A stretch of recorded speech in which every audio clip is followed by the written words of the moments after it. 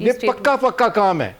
دیکھیں رشیا جو ہے نا ان کا بہت بڑا نیول بیس تھا, وہ چھوڑ کے چلیں گے, رشین بڑی تیزی کے ساتھ چلیں گے. اب یہ بات کیوں نہیں سمجھ آئی بشار الاسد کو, ایران کو کیوں نہیں سمجھ آئی, امریکیوں نے کیا گیم بنائی ہے, کس کو دھوکہ دیا ہے, کس نے کس کو دھوکہ دیا ہے. اب مڈل ایسٹ کا نقشہ تو آمنا بدلے گا. اور مجھے یاد آ رہا ہے بانگا وانگا ایک خاتون تھی نابینا بلغاریہ کی جو پریڈکشن کیا کرتی تھی, 96 میں اس کا انتقال ہوا تھا. اس سے پہلے اس نے کہا تھا کہ fall of Syria will be the beginning of the global war, اور اس نے جو پریڈکشن کی تھی اس میں 9/11 کی بھی کی تھی اور بریگزٹ کی بھی کی تھی, برطانیہ کا یورپین یونین سے علیحدہ ہونا.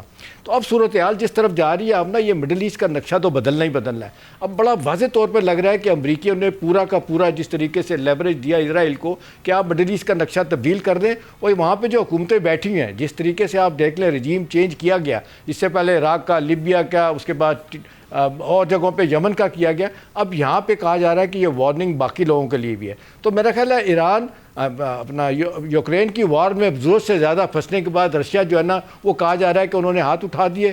ایرانیوں نے کہا کہ جی ہم کہاں کا کس محاذ پہ لڑیں گے, ہم غزہ میں سپورٹ کریں, ہم جا کے لبنان میں اپنے دوستوں کو سپورٹ کریں, تو ہمارے تو ویسے ہی سینکشن کے اتنی زیادہ لگا دی کہ ہمارے پاس اب کچھ نہیں فال بیک کرنے کا. تو ہم نا مڈل ایسٹ کا نقشہ تو مجھے لگ رہا ہے تبدیل ہوتا ہوا.